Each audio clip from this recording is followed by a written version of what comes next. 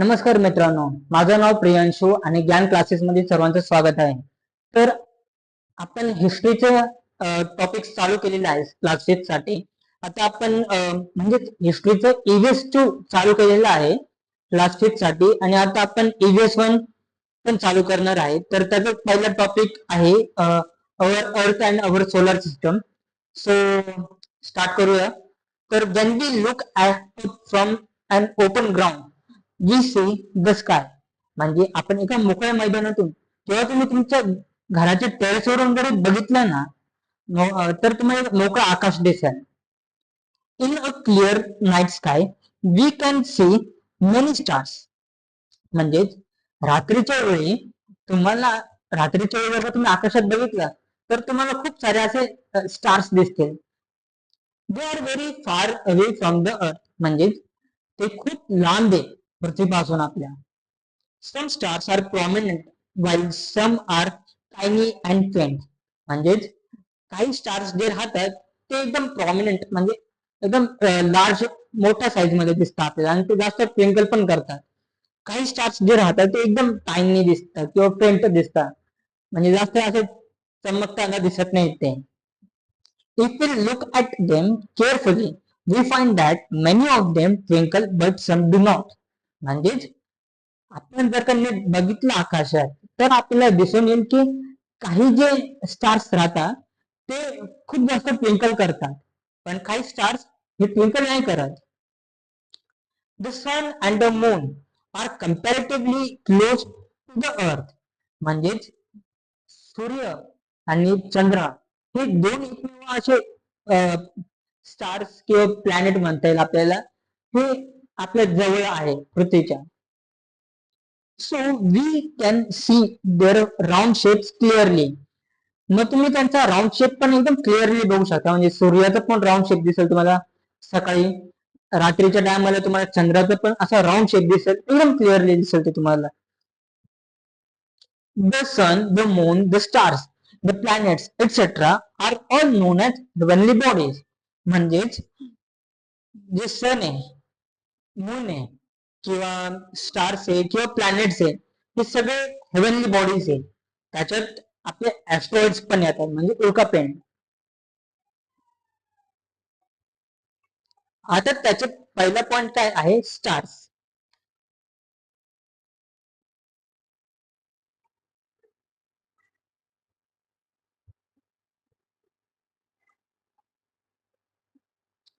The heavenly bodies that twinkle are called stars. म्हणजेच जे heavenly bodies असतात जे ट्विंकल होतात त्यांना आपण स्टार्स म्हणतो. Stars have their own light. Stars कडे त्यांची स्वतःची एक लाईट असते. The sun is a star. Sun काय, स्टार आहे. It is closer to us than any of the other star. म्हणजे तुम्ही बाकी कुठले पण स्टार्स बघा, सन हा एकमेव असा स्टार आहे जो आपल्या पृथ्वीच्या जवळ आहे. Hence it appears big and brighter. म्हणजेच त्याच कारणामुळे तो जवळ असल्यामुळे तो एकदम मोठा पण दिसतो आपल्याला आणि तो जास्त प्रकाश पण सोडतो. In its bright light during the day we cannot see other stars. म्हणजेच त्याच्याच लाईटमुळे, सूर्याच्या लाईटमुळे जो प्रकाश पडतो आपल्या पृथ्वीवरती, त्यामुळे आपल्याला इतर कुठले पण स्टार्स दिसत नाही शिवाय रात्रीचे. आता दुसरा पॉइंट काय आहे, planets.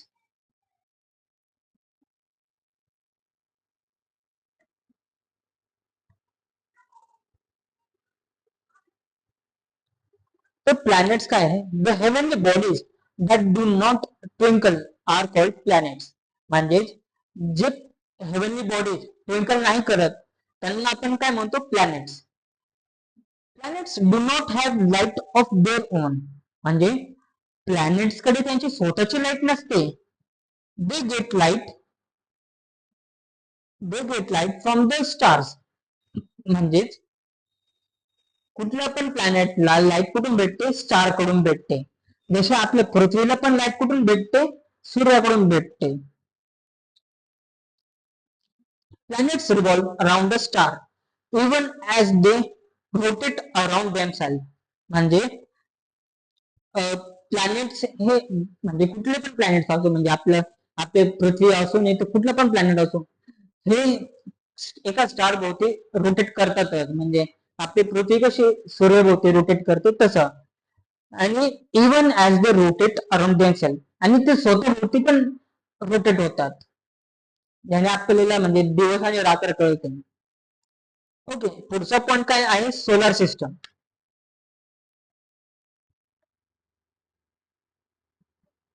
The solar system.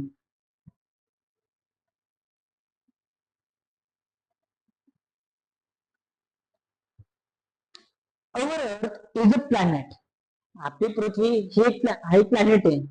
It gets its light from the sun. आपल्या पृथ्वीला लाईट कुठून भेटते? ती सूर्याकडून भेटते. It moves around the sun. ती सूर्याभोवती गोल गोल फिरते. Its movement around the sun is called the revolution of the. म्हणजे जे आपल्या पृथ्वीचे मुवमेंट आहे सूर्याभोवती, त्याला आपण काय म्हणतो? Revolution of the earth. Besides Earth, there are 7 other planets that revolves around the sun.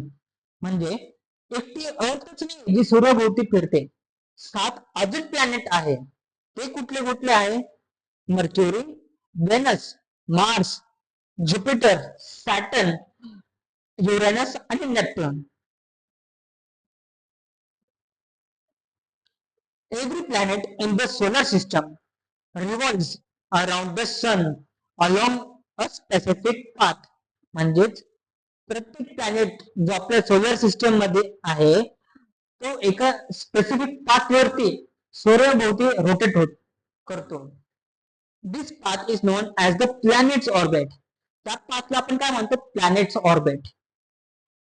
The sun which is a star and the planets that revolve around it are together called the solar system. म्हणजे सन आहे आणि त्याच्या भोवती जे फिरणारे planets आहे किंवा काही स्टार्स असतील, यांना आपण जे टोटल म्हणजे या पुरे संख्येला काय म्हणतो आपण? Solar system. Besides the planet, the solar system also includes various other heavenly bodies. म्हणजे जर प्लॅनेट्सला साईडला ठेवलं आणि सोलर सिस्टमला पण, म्हणजे सोलर सिस्टमला पण इन्क्लूड केलं, तर हे सगळं काय एक हेवनली बॉडीज आहे. प्लॅनेट्स किंवा मग सोलर सिस्टम आपले, ज्यामध्ये पृथ्वी, त्याच्यानंतर सूर्य, चंद्र, इतर प्लॅनेट्स म्हणजे मार्स, मर्क्युरी, ज्युपिटर, या सगळे प्लॅनेट्स येतात. तर आता आपला पुढचा पॉइंट आहे other heavenly bodies in the solar system. हा आपण पुढच्या लेक्चर मध्ये घेणार आहे. आता सध्यासाठी हे एवढं जे शिकवलेलं आहे ते एकदा तुम्ही रिवाइज करा, समजून घ्या, आणि काही प्रश्न असतील तर तुम्ही हे कमेंट सेशन मध्ये नक्कीच टाका. आणि तोपर्यंत जर ही व्हिडिओ आवडली असेल तर तिला लाईक पण करा आणि तुमच्या मित्रांकडे शेअर पण करा. थँक्यू.